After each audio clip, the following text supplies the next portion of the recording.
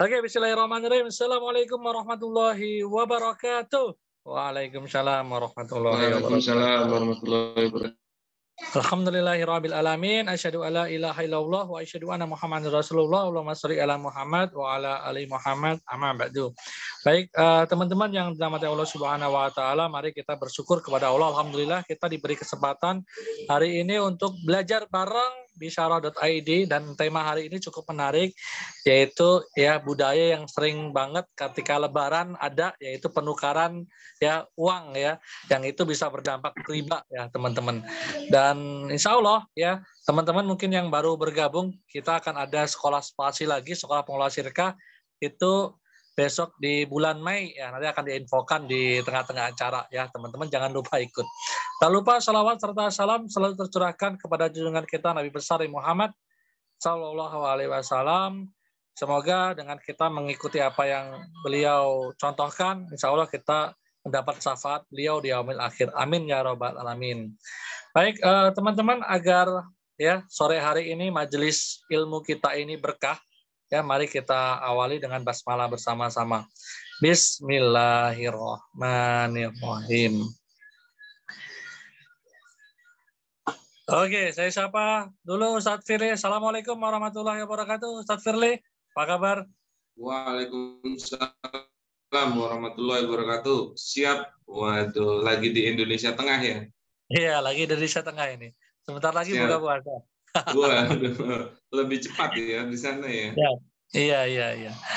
Oke, hari ini kita temanya apa nih Ustadz Firly? Kayaknya menarik banget ya. Kita mau ngobrolin tentang seputar budaya yang sering, yang nggak habis-habis ya setiap lebaran. Penukaran duit ya, yang bisa berdampak riba. Nah, mungkin itu yang akan kita bahas ya pada sore hari ini. Siap. Jadi ternyata sekarang riba itu sudah sampai ke pinggir-pinggir jalan. Waduh. Di depan mata. Jadi ditonton oleh khalayak. Dan itu dianggap biasa. Nah, berarti kan ini sudah sampai ke zaman yang disampaikan itu. Dan nanti insya Allah akan kita bahas. Siap, oke. Siap, ini kita sapa dulu teman-teman ya. Sudah ada yang masuk, Mas Agam Setia dari Jogja, Mbak Amel dari Karawang, Mas Asadi, Umayadi, Mas Bosi Salam, Mbak Dian, Mbak Liza, Nono, Nugroho Bayu, Mbak Nur Hayati. Siap? Oke. Kita mulai aja atau gimana, Ustadz? Siap, oke. Siap, kita mulai saja teman-teman. Siap. Bismillahirrahmanirrahim. Oke. Assalamualaikum warahmatullahi wabarakatuh. Oke, alhamdulillahirabbil alamin. Wassalamu ala asrofil anbiya'i wal mursalin sayyidina wa maulana Muhammadin wa ala alihi wa sahbihi ajmain. Oke, alhamdulillah sore hari ini kita bisa berjumpa kembali dalam rangka Jumat berbagi yang biasanya pagi kita ubah ke sore. Karena mohon maaf tadi pagi saya ada keperluan, ada acara kajian juga di tempat lain. Makanya kita ubah ke sore hari sambil menunggu ngabuburit, sambil menunggu berbuka. Ya, semoga bisa menjadi ilmu yang bermanfaat dan juga semakin memahami muamalah-muamalah yang sesuai syariah. Nah, sore hari ini kita akan membahas, perkenankan saya untuk men-share dulu materinya.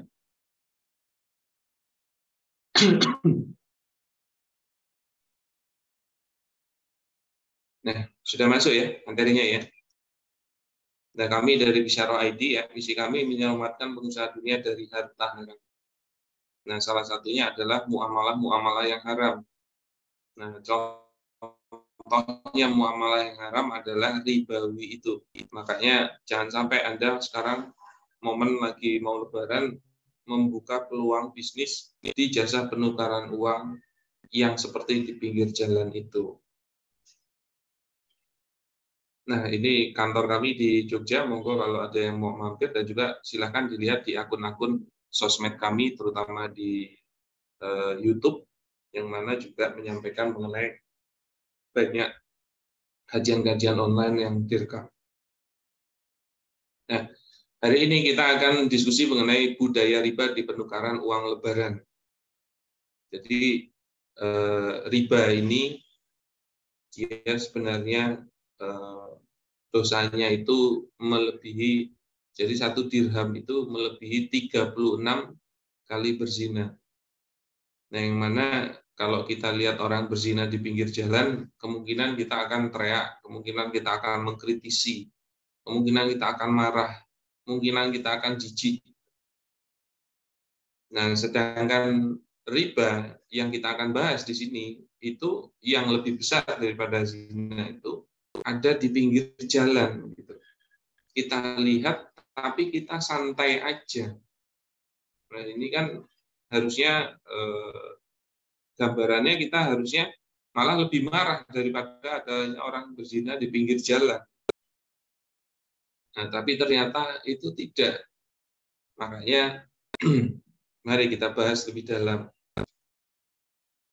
Nah, sebagai pengantar, Idul Fitri adalah salah satu hari raya umat Islam. Nah, setelah berpuasa sebulan penuh di bulan Ramadan, maka pada 1 Syawal tersebut merupakan hari raya Idul Fitri atau yang biasa disebut Lebaran. Nah, dan ada tradisi di hari Lebaran tersebut, biasanya para orang tua atau dewasa itu memberikan amplopan untuk diberikan kepada anak-anak kecil atau saudara-saudara yang lebih muda dalam rangka bersedekah dan insya Allah akan berbuah pahala. Karena berbagi ya, akadnya hibah, jadi hadiah. Nah, agar bisa memberikan kepada lebih banyak penerima, biasanya uang atau dana yang ada sering ditukarkan ke nilai uang yang lebih kecil dan juga uang yang baru. Ya, biar bisa ngasihnya banyak. Dan kalau walaupun mau ngasihnya sama, tapi ditukar kecil-kecil kelihatan lebih banyak kan. Jadi anak kecil lebih senang. Nah, maka menjelang Lebaran banyak orang yang menukarkan uang-uang pecahan besar menjadi pecahan yang lebih kecil dan juga keluaran yang baru. Jadi kalau baru itu lebih nyenengin gitu kan. Nah, dan biasanya banyak pihak yang menawarkan jasa penukaran uang tersebut, yaitu di pinggir-pinggir jalan, mereka langsung menawarkannya dengan nama jasa penukaran uang. Ini gambarannya dulu.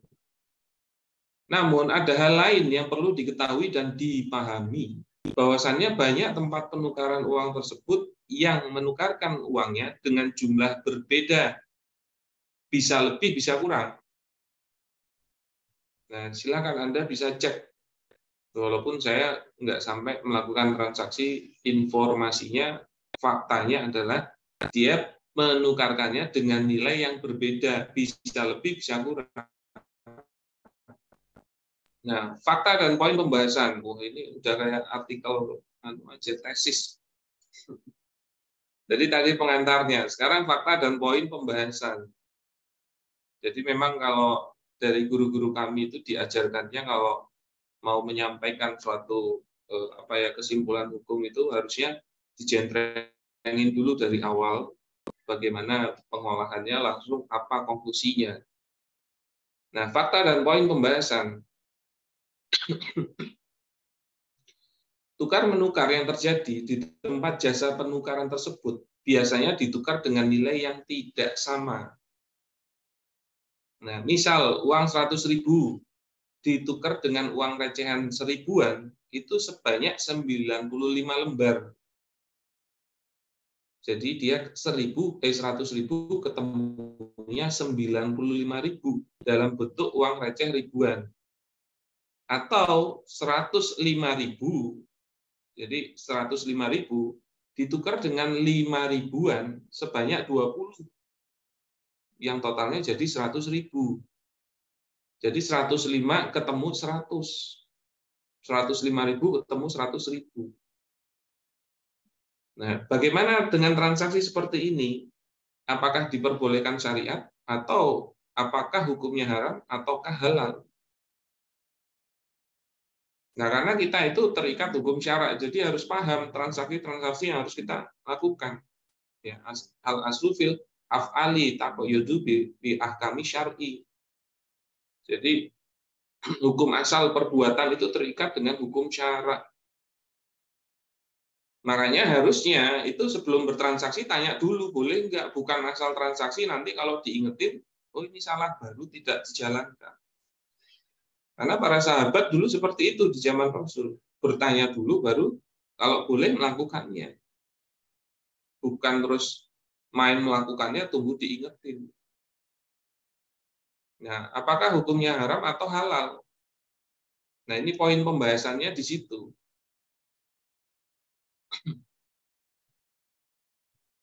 Nah, sebelum masuk ke detailing pembahasan, kita pahami dulu hukum pertukaran barang ribawi. Nah, jadi dijentrengin dulu nih cara pengambilan hukumnya. Hukum pertukaran barang ribawi, bagaimana sih? Nah, sebelum membahas lebih lanjut, harus memahami dulu hukum pertukaran barang ribawi. Nah, dalam sistem ekonomi Islam itu dikenal istilah barang ribawi, al-asnaf al-ribawiyah. Jadi ada barang-barang tertentu yang diposisikan sebagai barang ribawi. Yang mana di dalam barang ribawi ini itu punya dalil khusus atau kaidah yang khusus. Loh, kenapa? Ya karena memang ada dalilnya. Ya, barang ribawi itu ada 6, yaitu pertama emas, perak, gandum, jawawut atau syair, kurma. Nah, kemudian ke-6 garam. Nah, 6 ini menjadi barang ribawi. Emas, perak, gandum, jawawut atau syair, kurma, kemudian garam.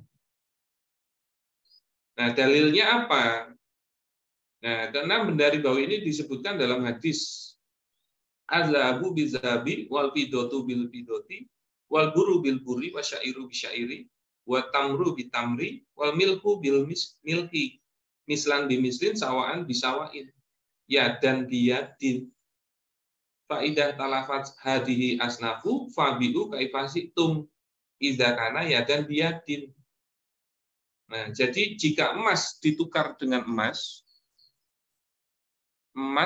ditukar dengan emas, perak ditukar dengan perak, gandum ditukar dengan gandum, syair ditukar dengan syair, kurma ditukar dengan kurma, garam ditukar dengan garam, maka takarannya harus sama. Takarannya harus sama dan tunai ya dan biyadin. Kontan, tidak boleh ada yang tertunda. Nah, jika benda yang ditukarkannya berbeda, misalnya emas ketemu perak, emas ketemu kurma, maka takarannya sesuka hati.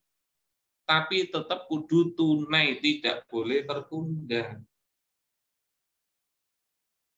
Nah, gara-gara hadis inilah, makanya dikonklusikan bahwasannya 6 barang ini, emas, perak, gandum, syair, kurma, garam itu termasuk menjadi barang ribawi. Nah, makanya dia akan mempunyai kaidah khusus dalam hal ini. Ya, itu emas ditukar dengan emas. Kalau dia sama-sama emas, itu dia harus senilai, setakaran, dan tidak boleh tertunda. Makanya hati-hati bagi yang jual beli emas. Nah, dalam jual beli emas itu juga tidak boleh tertunda. Emasnya harus bisa langsung dikasih, uangnya langsung dikasih sebelum berpisahnya majelis akad. Jadi ada 6 benda ribawi ini. Makanya 6 benda ini punya kekhususan sendiri.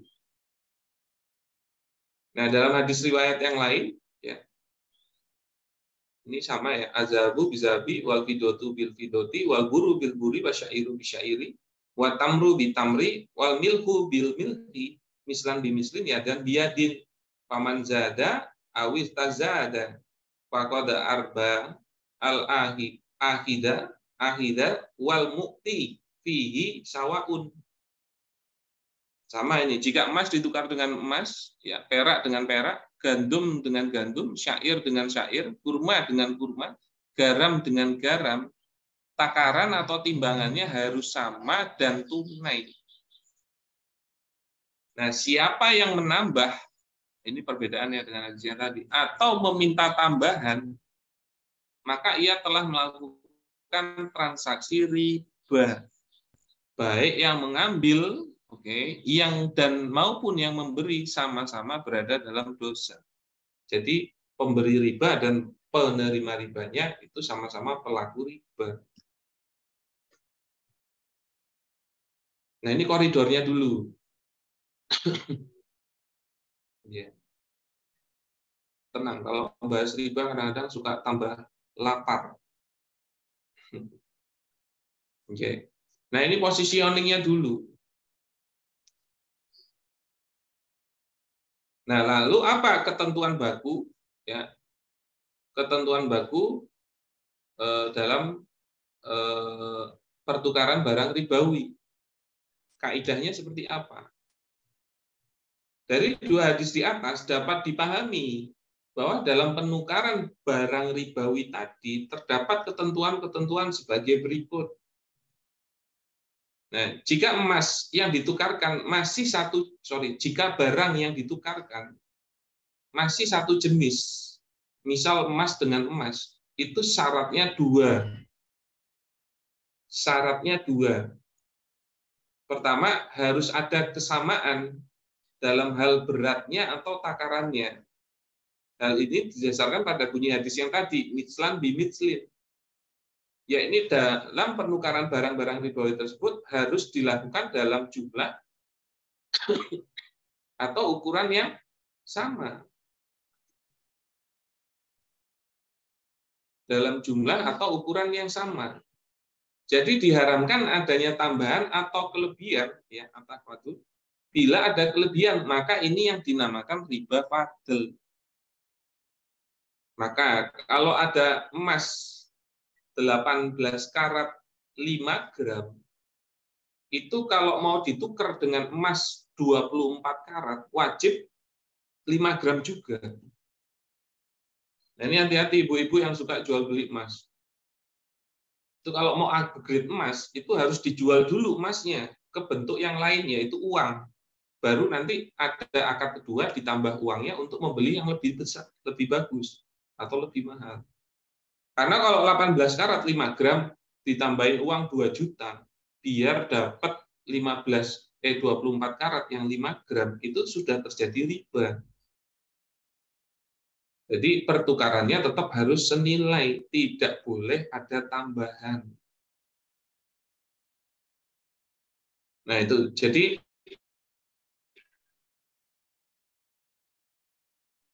kaidahnya, ketentuannya jika ada dua. Pertama, harus ada kesamaan dalam hal beratnya atau takarannya. Itu yang pertama. Nah, yang kedua, harus ada serah terima atau takobut di majelis akad. Ya, ini dilakukan secara kontan atau tunai, tidak ada yang tertunda. Hal ini didasarkan pada bunyi hadis yang tadi, ya, dan biyadin, dari tangan ke tangan. Jadi ketemu di majelis akad, tidak ada yang tertunda. Ya, ini dalam penukaran barang-barang ribawi harus dilakukan secara kontan. Jadi diharamkan jika terjadi penundaan, ya, at-takjil. Bila terjadi penundaan, maka inilah yang dinamakan riba nasi'ah. Jadi kan ada riba fadl, ada riba nasi'ah. Makanya jual beli emas yang pemberiannya tertunda itu terjadi riba nasi'ah. Misalnya 5 juta, beli 5 gram emas. Hati-hati, saya soalnya pernah dengar di Antam itu dia butuh proses untuk nyetak, jadi dikasihnya di beda waktu. 2 hari kalau nggak salah. Nah, itu baru terjadi pemberian emasnya. Nah, itu juga tidak boleh. Nah, misalnya emas batangan 10 gram, ditukar dengan emas perhiasan, itu harus sama-sama 10 gram secara tunai, serah terima di majelis akad. Atau kurma jelek 5 gram, 5 kilogram, itu ditukarkan dengan kurma bagus pun, itu harusnya 5 kilogram juga secara tunai. Nggak boleh karena dia kurmanya jelek, ditukar sama yang bagus, tapi tidak 5 kilogram. Karena selisihnya itu nanti jadinya riba. Apalagi kalau riba fadl ya, apalagi kalau serah terimanya tertunda, itu riba nasi. Nah, ini ketentuan baku pertukaran barang ribawi. Nah, jika barang yang ditukarkan tidak satu jenis, misalnya emas dengan kurma, maka boleh ada kelebihan kesepakatan nilainya. Emasnya misalnya 1 gram, dapat berapa kurma. Misalnya 1 kilo kurma, silakan. Nah, maka boleh ada kelebihan atau tambahan, dan syaratnya hanya satu, yaitu harus dilakukan secara kontan. Nah, itu ditunjukkan dari lafaz hadis tadi, idza kana ya dan biyadin. Nah, jika hal itu dilakukan harus secara kontan. Misalnya emas 2 gram ditukar dengan kurma 20 kg secara tunai.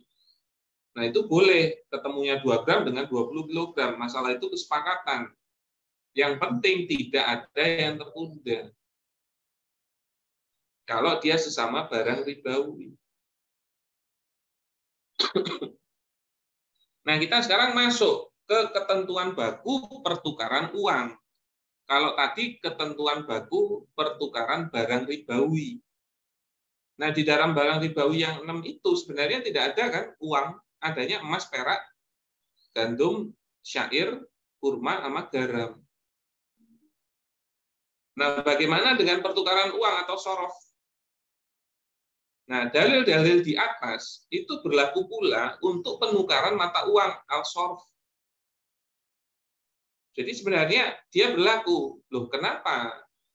Nah, sebagaimana berlakunya pada emas dan perak seperti terdapat dalam teks hadis tadi. Nah, ini bukan kias. Makanya ada beda pendapat di sini. Nah, karena dia ada pendapat yang mengkiaskan emas dan perak dengan uang. Maka yang bahan makanan itu dikiaskan ke semua bahan makanan. Nah, kalau di ulama kami ini bukan kias. Nah, makanya bahan makanannya ya cuma 4 tadi.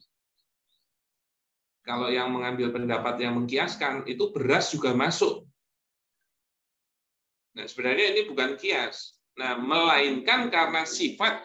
Nah, ini kesamaan sifat yang ada pada emas dan perak, yaitu sebagai mata uang, yang mana itu juga terdapat dari uang, yaitu sinukut. Nah, termasuk uang kertas. Maka nanti uang itu juga termasuk barang ribawi, yang mana karena sifatnya yang sama emas dan perak oleh emas dan perak itu. Karena dulu emas dan perak juga dijadikan alat bayar atau alat tukar. Walaupun secara fisik uang sekarang berupa kertas, tetapi dalam hal ini uang dihukumi sama seperti emas dan perak. Alasannya, karena zaman sekarang peran dan sifat uang kertas tersebut tidak jauh berbeda dengan emas dan perak zaman dulu, yaitu sama-sama dijadikan alat tukar transaksi. Nah, berdasarkan sejarahnya pun sebelum uang diciptakan, orang jual belinya menggunakan emas dan perak. Dulu itu seringnya dinar, dirham. Makanya uang jadi termasuk dalam barang ribawi juga. Tapi kalau pendapat ulama kami bukan karena kiasnya emas dan perak ya. Makanya kalau di kami itu hanya terjadi untuk bahan makanan ya cuman gandum, juawut, kurma, sama garam.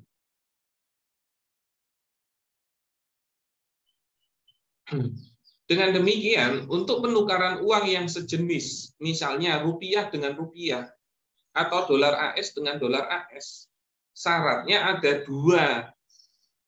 Kalau dia sejenis, rupiah dengan rupiah itu sejenis. Dolar AS dengan dolar AS itu sejenis. Yaitu yang pertama, harus sama nilainya. Kedua, harus dilakukan secara kontan atau tunai, diserahkan di majelis akad. Nah, sedangkan kalau penukarannya tidak sejenis, misalnya rupiah ketemu dolar, syaratnya cuma 1. Kalau nilainya boleh disepakati, syaratnya cuma 1. Harus kontan dan tunai atau tunai. Makanya kalau Anda ke kantor valuta asing, nuker rupiah ke ke dolar, Itu nilainya kesepakatan. Nah, tapi tidak boleh tertunda. Karena ada itu mekanisme pertukaran yang tertunda. Gitu. Oke. Nah, maka berlakulah ketentuan baku ini di dalam tukar menukar. Yang mana ketentuan ini akan kita aplikasikan di jasa penukaran uang tadi. Harusnya sudah mulai memahami ya ketentuan bakunya.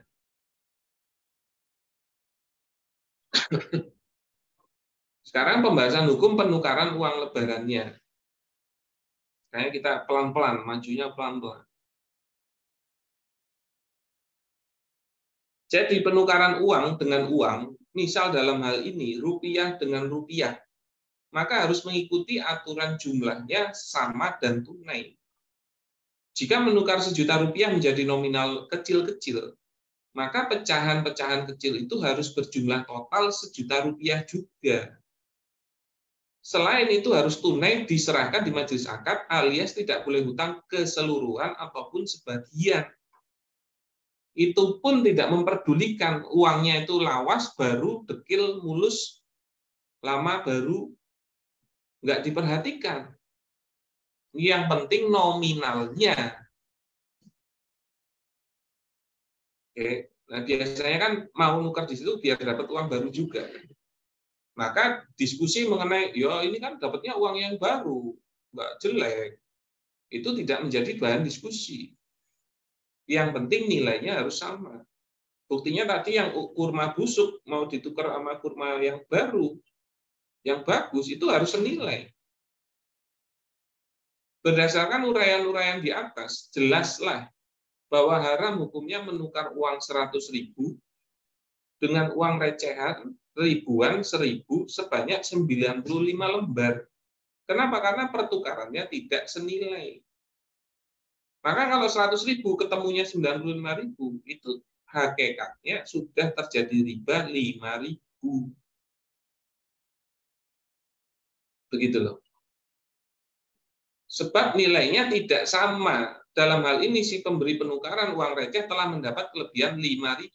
Yang tidak diragukan lagi adalah riba yang haram hukumnya. Kan begitu. Demikian pula haram hukumnya menukar uang 105.000, jadi uang 100 tambahin 5.000, biar dapat 5.000-an sebanyak 20 lembar, jadinya 100.000. Sebab nilainya tidaklah sama. Dalam hal ini si pemberi penukaran uang receh juga mendapat kelebihan 5.000, yang jelas merupakan riba yang haram hukumnya. Tuh, gimana? Suaranya putus-putus ya? Yang lain ada yang putus-putus, mungkin koneksinya jenengan juga perlu dicek. Lancar, lancar. Oh iya, berarti mungkin di Mas Arief yang koneksinya mungkin coba dicek. Nah, jadi seperti itu positioningnya terhadap hukum penukaran uang lebaran itu. Nah, tenang, belum selesai. Nah, apa hukumnya riba? Riba hukumnya haram berdasarkan nas Al-Quran yang qat'i atau tegas, karena nasnya langsung di Al-Quran. Wa halallahul bai'a wa harrama riba. Padahal Allah telah menghalalkan jual beli dan mengharamkan riba di Al-Baqarah 275. Nah, maka kita harusnya sudah mulai paham, jangan menukar di pinggir jalan itu. Jasa, ya maksud saya kalau mekanismenya sama, mau di pinggir jalan atau dalam rumah ya podo wae sih. Cuman yang sekarang terindera itu yang di pinggir jalan itu, faktanya ada. Saya itu minggu kemarin lewat di depannya BI. Minggu kemarin atau kapan gitu. Tapi udah agak lama gitu. Itu tuh sudah ada yang jentreng-jentreng di pinggir jalan yang biasanya menawarkan jasa itu. Padahal ya belum seminggu lagi Lebaran, kayaknya masih 2 mingguan. Gitu. Lah kok wis ono. Nah, siapakah pelaku riba? Dan yang berdosa yaitu yang menjadi pelaku riba dalam hal ini bukan hanya pemberi penukaran uang receh, tapi juga penerima penukaran uang receh tersebut. Karena menurut hadis di atas yang tadi saya sampaikan, baik pemberi maupun penerima itu sama-sama telah melakukan transaksi riba. Jadi mereka semua pelaku riba. Sudah seharusnya kita semua menghindarkan diri dari semua jenis riba, termasuk riba dalam penukaran uang receh yang tidak senilai ini, yang banyak bertebaran di pinggir jalan menjelang Lebaran. Gitu loh. Makanya mereka semua itu pelaku riba. Nah, berarti apa? Ini riba udah di pinggir jalan ketok moto ngono lho, tapi dinengke wong biasa wae. Nah, ternyata kita sudah masuk ke zaman riba yang sudah merajalela. Karena sekarang kita sudah berada di zaman di mana riba itu merajalela. Sebagaimana hadis atau sabda Rasul sallallahu alaihi wasallam, "Liya'tiyana 'alan nasi zamanun la yabqa minhum ahadun ila akala riba fa illam yakulhu asobahu min hubari." Sungguh benar-benar akan datang pada manusia suatu zaman ketika tidak tersisa seorang pun kecuali pasti makan riba. Yang tidak makan riba pun itu tetap terkena debu riba. Oh. Ini hadis kan disampaikan 14 abad yang lalu. Tapi sebenarnya zaman itu adanya sekarang ini. Jadi kita harus mulai aware gitu loh. Dan sebenarnya akhirnya dengan contohnya adanya jasa penukaran uang di pinggir jalan ini. Pertama, berarti riba itu bukan hanya di bank. Berpotensi dilakukan di mana saja. Kedua, ternyata dijajah-jajakan di pinggir jalan pun itu sekarang orang juga tetap mau. Gitu loh. Soalnya kalau ternyata jasa penukaran uang ini enggak, saya itu dulu pernah beberapa tahun yang lalu itu ngitung dari pojok jalan awal sampai ke bagian yang akhir, kan memang di area itu yang sering ada jasa penukarannya. Itu tuh ada berapa titik orang yang menjajakan jasa penukaran uang itu tanpa melihat bosnya sama atau enggak ya, tapi dia buka sendiri gitu loh di pinggir jalan, terus parkir. Nah, terus ada uang-uang barunya itu. Itu tuh saya, kalau nggak salah, saya ngitung itu ada sekitar 30-an itu yang menjajakan. Yang mana setiap tahun juga seperti itu. Maka dari sisi bisnis sebenarnya bisa jadi ini hal yang menarik, bukan yang berkurang gitu loh. Yang jajain jasa penukaran uang tuh nggak berkurang. Maka dari sisi perhitungan bisnis kan menarik harusnya. Karena kalau nggak menarik, mungkin orangnya nggak banyak yang nawarin itu. Nah, berarti apa? Saat ini tuh benar, zaman itu telah datang. Ini kita baru ngomongin jasa penukaran uang. Padahal kalau kita ngomongin imani yang hakikatnya juga sebenarnya itu core, yang mana dapat tambahan manfaat, gratis ongkir kayak potongan pembayaran kayak dan lain-lain. Yang mana sekarang di warung-warung kaki lima itu sudah banyak digunakan. Bahkan juga dapat diskon dan lain-lain. Itu juga sebenarnya transaksi riba. Yang mana kita sangat senang menggunakan itu karena manfaatnya jadi ke kita. Saya dapat info beberapa waktu yang lalu, ibu-ibu, orang tua, sekarang itu lebih suka memberikan uang jajan kepada anaknya dalam bentuk imani. Karena juga termasuk request dari anaknya. Misalnya, mohon maaf, jadiin GoPay aja. Kenapa? Karena dengan 100.000 GoPay itu potensi benefitnya melebihi dari uang 100.000 kalau dikasih uang langsung. Begitu loh. Padahal itu potensinya ribawi. Jadi memang benar hadis ini disampaikan. Dan benar zaman itu sekarang ini. Bahkan riba itu menjadi sangat masif. Belum kita diskusi mengenai pinjol. Yang dampaknya sudah seperti itu. Berarti benar kita ini pada saat zaman riba yang sudah merajalela. Nah, kemudian ada orang yang berargumen bahwasanya nggak apa-apa itu karena A, karena B. Nah, kita bahas juga nih argumen yang tertolak. Pertama, argumen mengenai saling ridho.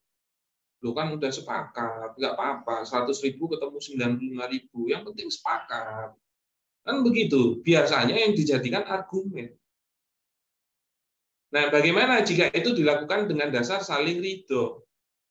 Ada yang beralasan, kan, bukankah jika saling ridho menjadi diperbolehkan? Karena yang dilarang jika ada yang terpaksa dan tidak saling ridho. Sebagaimana firman Allah Subhanahu wa taala di Quran surat An-Nisa ayat 29. Ya ayyuhallazina amanu la taqulu amwalakum bainakum bil batil ila antakuna tijaratan antarodin minkum. Antarodin minkum. Kecuali dengan cara jalan perniagaan yang berlaku dengan saling ridho di antara kalian. Argumennya itu, lo kan saling ridho. Nah, sebenarnya argumen ini nggak salah-salah banget sih. Karena dia juga mengutip dari redaksi ini. Tapi harusnya yang dipahami itu keseluruhan redaksi. Sebelum kita bicara tentang redaksi antarodin minkum, itu kita akan berbicara tentang batil atau tidaknya dulu. Bil batil. Baru ngomongin ridho tidaknya. Karena kalau dia batil, walaupun ridho, tetap enggak boleh. Kenapa? Karena batil ini mengenai hukum syariah. Yang mana ini haknya Allah. Mengenai antarodin ini, itu mengenai hak manusianya. Maka hukum syariat di atas dari hukum manusianya. Haknya manusia itu. Makanya nggak bisa hanya gara-gara dia sepakat, kalau dia batil itu tetap tidak bisa. Termasuk, mohon maaf ya, menyepakati dasar hukum kita itu UUD 45 dan Pancasila itu batil, itu tidak ada dalilnya di syariat. Karena harusnya hukum syariat itu yang nomor 1. Yang mana itu haknya Allah. Makanya jangan sampai memposisikan itu dengan doktrin yang salah. Ini kan sudah kesepakatan para founding father. Nah, kalau yang disepakati batil ini orang iso. Gitu loh. Bahwa saya terpaksa pinjam tadi itu saya di kajian bahas riba juga. Terus ada yang nanya sama saya, gimana kalau kan gini, kita ini melakukan riba, jadi dia kemungkinan punya pinjaman di bank gitu. Nah, akhirnya kan tahu itu riba. Nah, tapi dia mau menyalahkan pemerintah yang membuat undang-undang perbankannya itu memang ribawi gitu. Bisa nggak dengan analogi seperti itu? Soalnya kan sebenarnya karena peraturan pemerintah. Makanya kalau peraturan pemerintahnya tidak didasarkan syariat, pasti kayak gini kondisinya. Walaupun transaksinya dia sendiri, ya dia yang juga bertanggung jawab karena dia sendiri yang melakukan riba. Tapi mengenai pemerintah melakukan atau membuat undang-undang yang salah, itu pun juga salah atau berdosa. Maka juga tidak bisa dialihkan kesalahan itu. Kenapa? Karena dia sendiri menginginkan atau berkenan untuk melakukan transaksi yang ribawi itu. Karena misalnya peraturan pemerintahnya melarang riba, tapi dia sembunyi-sembunyi melakukan ribawi dengan orang lain, tanpa diketahui orang lain, juga bisa. Kan? Nah, maka apakah bisa dengan argumen saling ridho ini? Harus dipahami dulu redaksi dari ayat tersebut, yaitu mengenai batil atau tidaknya terlebih dahulu sebelum mengenai ridho atau tidaknya.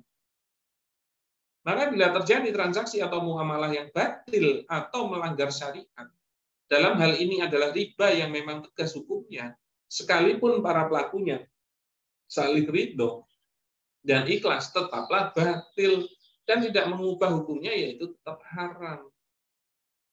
Karena transaksi ini diharamkan bukan semata-mata terkait haknya orang lain, tapi diharamkan karena melanggar aturan syariat, gitu loh. Bukan mengenai haknya orang lain, tapi dia memang melanggar syariatnya. Maka apa? Argumen saling ridho ini terbantahkan. Tidak bisa, itu tetap tidak boleh. Sekarang argumen sebagai upah jasa penukaran uang. Bisa nggak ini? Nah, aku nuker uangnya, ngantri segala ya ke bank ya. Masa orang oleh untuk jasa upah itu. Kan suka begitu kan argumennya kan. Argumen sebagai upah jasa penukaran uang. Nah, ada juga yang beralasankan kelebihan itu sebagai upah karena dia telah memberikan jasa menukarkan uang di bank. Karena orang tersebut harus ke bank, mengantri, harus bawa modal, dan lain seterusnya. Jadi layak dapat upah atas jasanya tersebut. Maka dari itu, di tempat penukaran tersebut dituliskannya sebagai jasa penukaran uang, bukan tempat penukaran uang. Nah, tapi apakah faktanya memang seperti itu, gitu loh? Nah, fakta yang terjadi itu bukanlah memperkerjakan jasa orang untuk menukarkan uang di bank, tapi yang terjadi adalah transaksi terhadap objek uang dengan uang, bukan objek upah atas jasa penukaran uang. Nah, yang terjadi itu kan kalau orang udah datang, itu kan memang uangnya sudah siap untuk ditukarkan. Maka kegiatan menukarkan uangnya atau bersiap terhadap uang-uang yang kecil itu dilakukan sebelumnya terjadi adanya konsumen yang datang. Nah, karena kalau Anda minta upah, itu boleh akadnya ijaroh. Nah, kalau akad ijaroh, saya kerja misalnya untuk Anda, itu menukarkan uang, maka objek yang saya kasih itu adalah jasa saya. Nah, berarti nanti harusnya saya tukar ke tempat lain. Berarti yang memiliki uang pecahan itu malah bukan saya. Kan begitu kalau jasa. Nah, bila memang akadnya adalah mempekerjakan jasa orang atau ijaroh untuk menukarkan uang, maka seharusnya uang receh untuk penukarannya belum ada. Kemudian orang tersebut juga harus ke bank dulu, dan pihak yang seharusnya memberikan penukaran uang receh adalah bank, bukan orang tersebut. Tapi kan faktanya orangnya itu sudah punya gitu loh uang recehnya. Jadi uang ketemu uang, bukan uang ketemu jasa. Padahal fakta di tempat jasa penukaran uang tersebut tidak terjadi seperti itu. Gitu loh. Yang ada adalah langsung penukaran uang dengan uang soroh. Yang harusnya mengikuti ketentuan baku tadi. Begono kan? Nah, maka kelebihan nilai atas transaksi penukaran uang tersebut tidak bisa dinilai sebagai upah dari jasa penukaran uang recehnya. Namun kelebihan dari nilai pertukaran uang dan hal tersebut itu tetaplah menjadi riba. Selain itu, kelebihan nilai atas transaksi penukaran uang receh tersebut itu bersifat flat. Ini makanya juga tidak bisa dibilang sebagai jasa. Kenapa? Karena kelebihan nilai atas transaksi penukaran uang receh tersebut itu bersifat flat, yaitu setiap 100.000 selalu ada kelebihan nilai.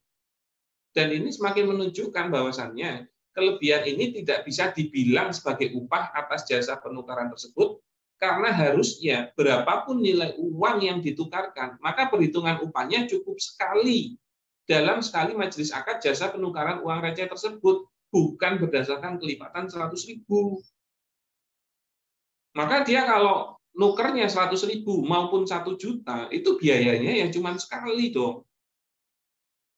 Dan nilainya juga nilai sekali, bukan terus setiap 100.000 minta. Gitu kan? Nah, lalu apa ancaman para pelaku riba?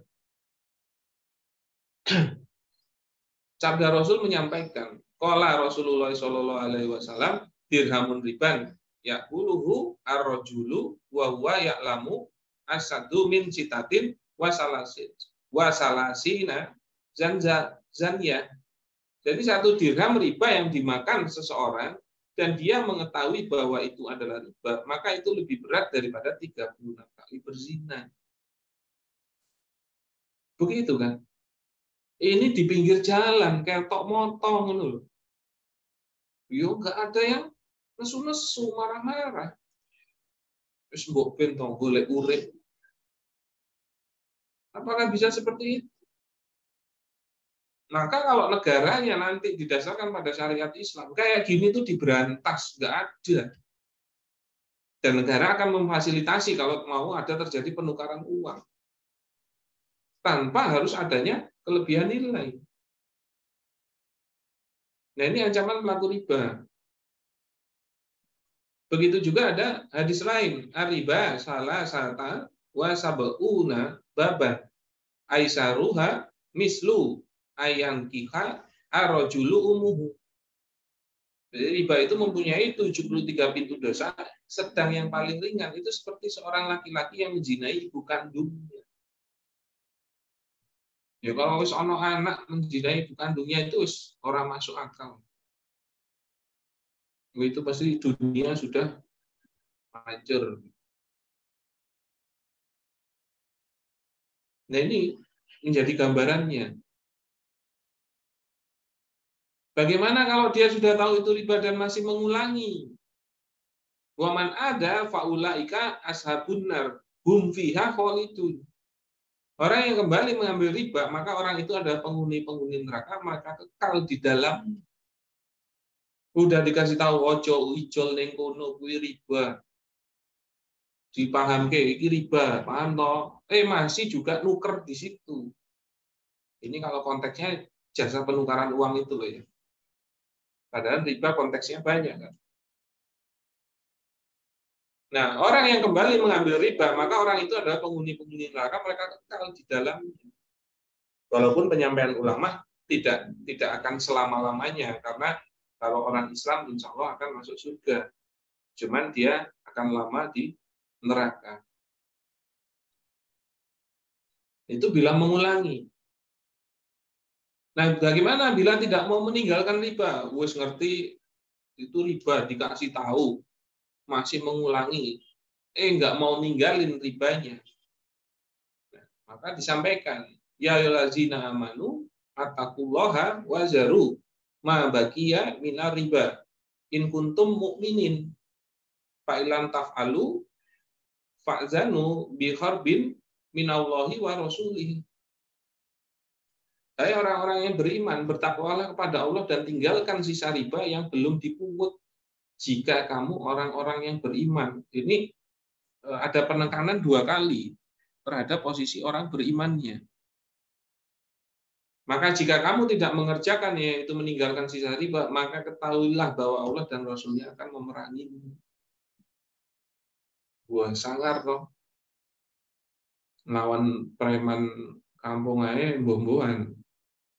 Malah lawan Allah dan Rasul-Nya. Ini bila tidak mau meninggalkan riba tersebut. Walau alam, wassalam, semoga bermanfaat. Alhamdulillah, itu materi yang sudah kita sampaikan di pertemuan hari ini. Begitu, geng, guys. Wah, masih pada menyimak enggak? Udah biasa ya kalau materi riba ya? Masih standby, Tom. Jadi kalau materi riba udah terbiasa, akhirnya kebal. Siap Pak Robi.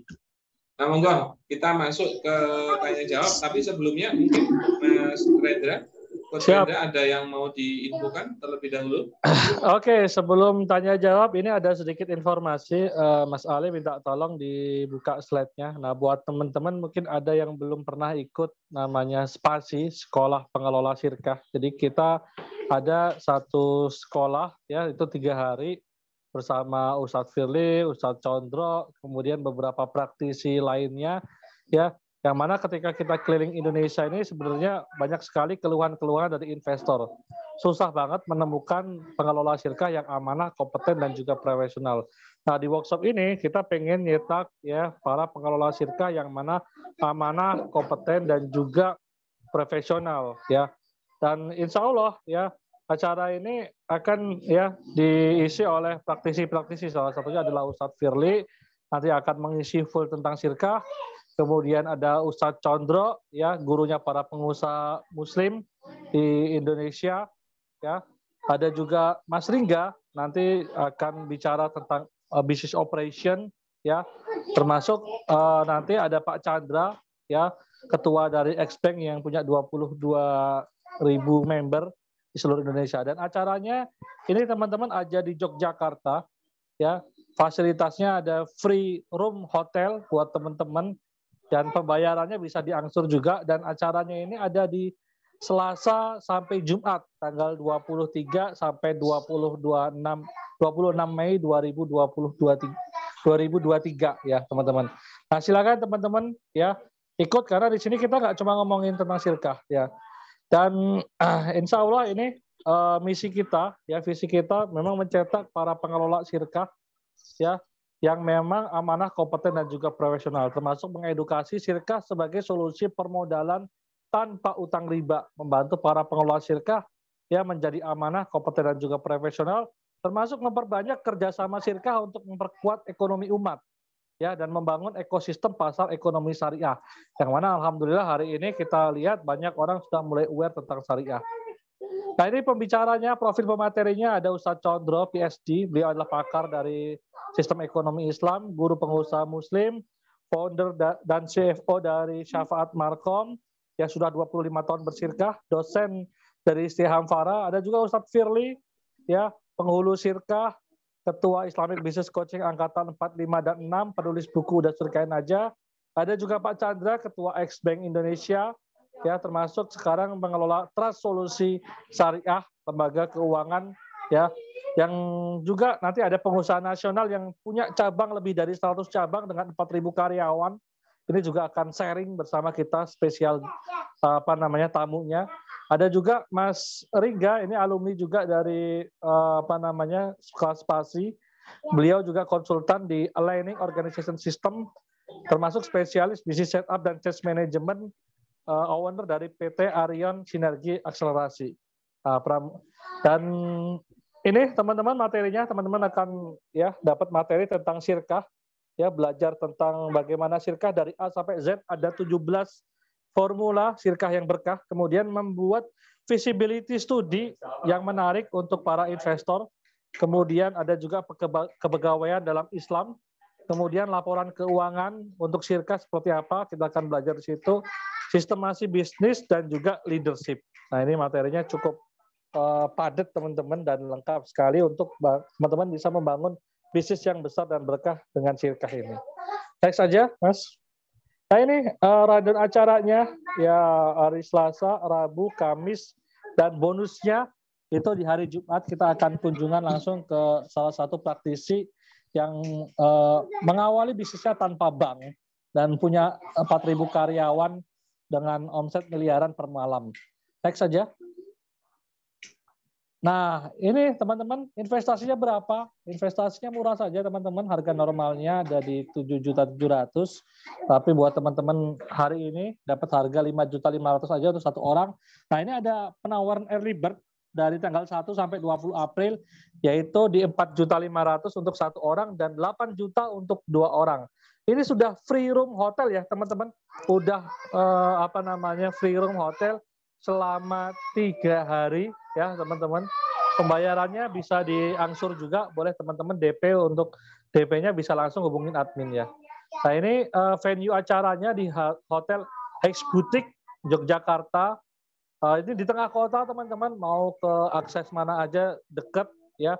Ada meeting room bintang 3, room hotel, lunch 3 kali, merchandise, jaket, blocknote, hard copy, buku juga, ada sertifikat dan benefitnya teman-teman. Yang 10 pendaftar pertama dapat free voucher 1 juta rupiah. Oke, silakan teman-teman ikut karena ini acaranya terbatas di batch 3 ini. Kita hanya batasi aja untuk 50 orang ya, sekitaran 50 lebih. Ya silakan teman-teman daftar sekarang juga karena ini kita early bird-nya juga terbatas sampai cuma sampai 20 April. Thank you teman-teman. Itu sih pengumuman dari saya. Silakan teman-teman yang mau ikut tanya jawab, boleh. Siap. Moga kita bisa masuk ke tanya jawab.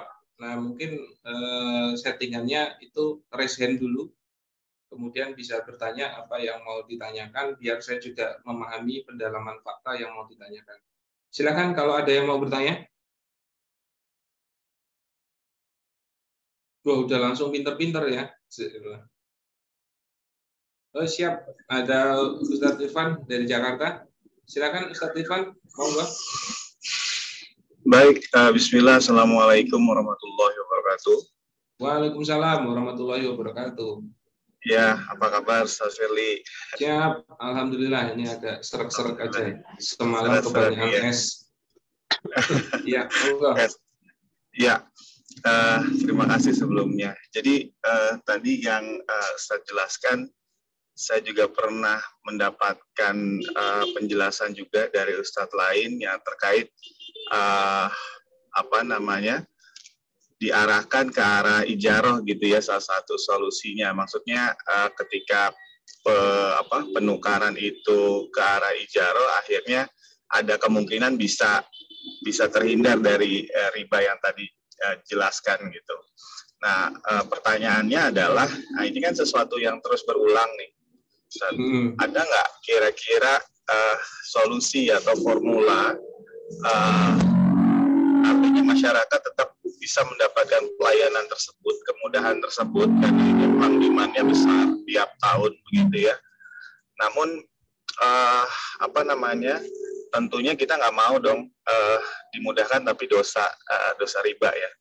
Nah, apa yang menjadi satu opportunity barangkali member di sini atau siapapun bisa mengakomodir demand ini, bisnis ini, tapi dengan cara yang syar'i gitu.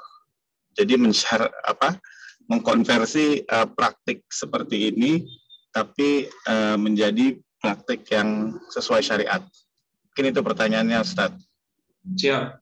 Jadi begini, kalau mengenai kebutuhan kita terhadap penukaran uang dan menginginkan uang yang baru, itu sebenarnya sudah terfasilitasi kalau kita mau nuker langsung ke bank. Begitu loh. Mengikuti mekanisme prosedur penukaran uang di bank. Yang memang nanti memang positioningnya harus ada waktu yang cukup luang, tenaga, dan lain-lain. Nah, kalau kita merasa perlu, ya bisa melakukan itu, bukan terus mensolusikan di jasa penukaran uang di pinggir jalan itu, yang memang itu ribawi. Nah, kalau berbicara tentang dari sisi bisnisnya, ya kalau uang ketemu uang, rupiah ketemu rupiah, itu memang tidak mungkin kita bisa nyari untung dari sisi itu. Makanya akhirnya pertanyaannya, jadi bisa dibisnisin nggak? Sebenarnya nggak bisa. Kalau dari sisi uang ketemu uang. Nah, kalau yang mau dibisnisin adalah jasanya. Tapi berarti dia itu bukan pemilik penukaran uangnya. Nah, misalnya jenengan butuh nukerin 1 juta, terus ngangkat saya jadi berakad ijarah ke saya, tolong dong tukerin uang, nanti saya kasih 50.000 misalnya gitu. Nah, berarti kan jadinya bisnis jasanya. Itu bisnis dari jasanya, tapi bukan sebagai pemilik uang yang untuk bisa ditukarkan. Karena kalau rupiah ketemu rupiah itu memang nggak mungkin kita nyari keuntungan dari sisi itu. Makanya yang jadi pertanyaan, jadi bisa dibisnisin nggak? Kalau kita cuma sudah siap ready uang untuk ditukarkan, ya nggak bisa. Maka itu tidak bisa dibisniskan. Begitu kalau dari sisi itunya. Begitu, Ustaz. Baik. Terima kasih, Ustaz. Cukup clear. Siap. Maturnuun. Ya, monggo yang lain kalau afwan. Monggo yang lain kalau ada yang mau bertanya silakan present dan open mic.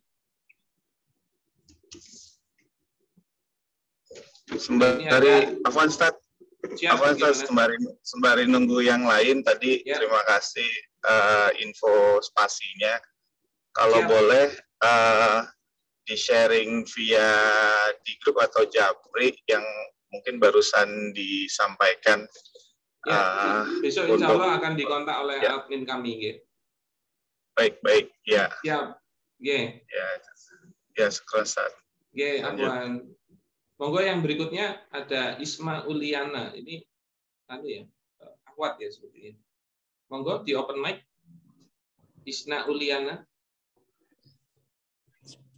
Assalamualaikum warahmatullahi wabarakatuh. Waalaikumsalam warahmatullahi wabarakatuh. Terima kasih atas waktunya untuk bertanya. Begini, ini mengenai akad ijarah ya. Saya kan ada karyawan. setiap bulan sudah dapat ijaroh, kemudian tiap bulan itu juga dapat bonus kelebihan target. Kita kan ada BEP. Terus setelah dia melebihi BEP, dia dapat 25% dari kelebihan omset. Itu apakah diperbolehkan? Terima kasih, Ustaz. Ya, siap. Jadi begini, mengenai akad ijaroh, akad ijaroh itu membicarakannya terhadap jasanya, itu ekualitasnya itu adalah di ujroh. Jadi settingannya ijaroh itu dapatnya ujroh, bukan ujroh plus bonus. Bukan. Jadi ijaroh itu mengenai ujrohnya langsung, tanpa ada bonus ataupun ada. Ya, ada ataupun tidak bonus, itu di luar urusan ijaroh terhadap ekualitas ujrohnya. Maka kalau ada pemberian bonus itu boleh, tapi untuk menambah nilai pendapatannya dia, dan itu di luar ujroh. Nah, kalau di sini nanti potensinya bisa menggunakan akad namanya akad ju'alah.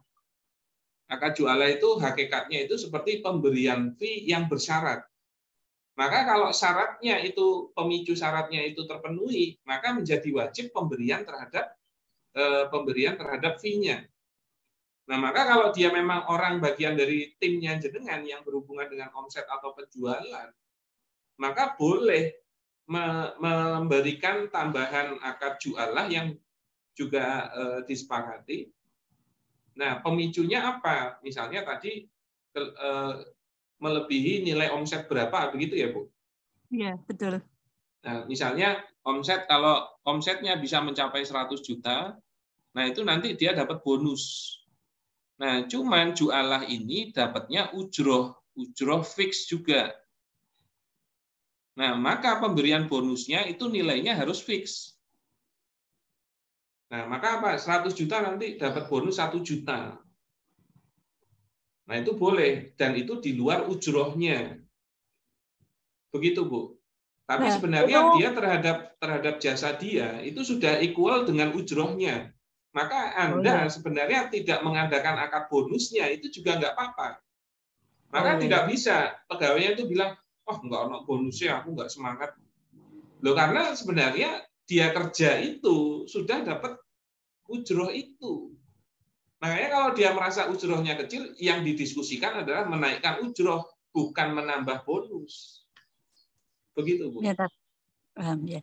Berarti itu kalau bonusnya kan berubah-ubah tiap bulan, tidak fix, cuma persentasenya fix, itu tidak apa-apa ya, tergantung omset, kelebihan omset yang dia peroleh. Ya, nggak boleh kalau nilainya nggak fix. Dia harusnya nilainya fix. Harus fix rupiah gitu, Tat? Iya, nilainya harus fix. Ya, nggak harus rupiah. Barang juga boleh. Nanti kalau 100 juta kamu dapat handphone, mereknya ini. Begitu. Nah, jadi barangnya harus maklum, harus jelas.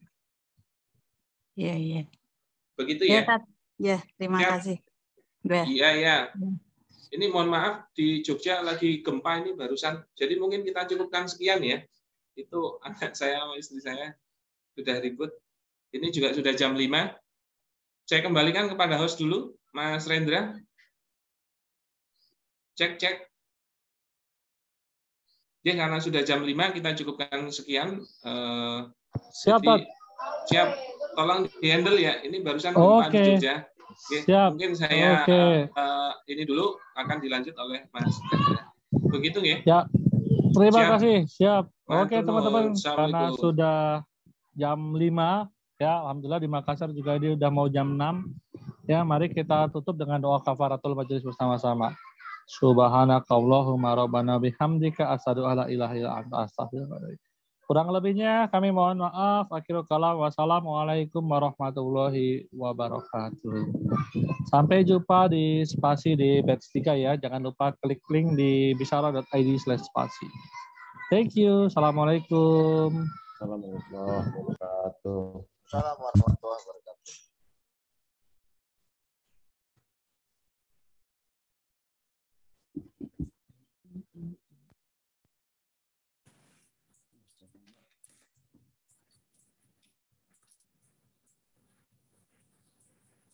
Janji.